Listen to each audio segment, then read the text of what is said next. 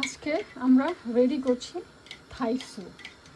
এই থাই স্যুপটা খেতে এত মজা। তো এখানে কিন্তু চিংড়ি মাছ দেওয়া আছে, দেখেন চিংড়ি মাছ, তারপর চিকেন আছে, চিকেন পিসেস করে ছোটো ছোটো পিস করে চিকেন দিয়েছে। অ্যান্ড দেন লেমন গ্রাস তো আছে, যে দেখতে পাচ্ছেন লেমন গ্রাস এই যে।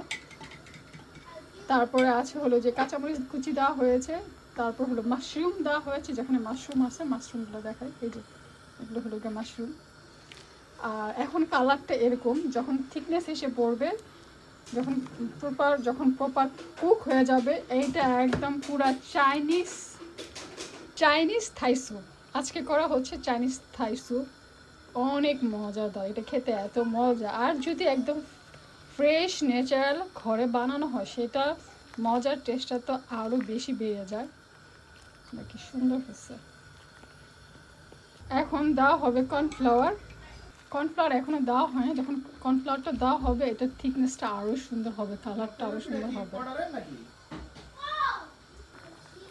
তো কর্নফ্লাওয়ারটা দিয়ে ফেলছি, ভিডিওটা করতে ভুলে গেছি, মানে করতে পারিনি, বিজি ছিলাম। তো আমি একটু দিয়ে দিলাম, যে দেখেন কর্নফ্লাওয়ার দিয়েছি। আর এখন দেখেন এটার থিকনেসটা কত সুন্দর আসতেছে, এখন কি সুন্দর হয়েছে। বড় বড় যে রেস্টুরেন্ট আছে না, ওটা ফেল হয়ে যাবে, ওই শেপটা ফেল এই থাই স্যুপের কাছে। দেখেন কি সুন্দর, মাশাআল্লাহ।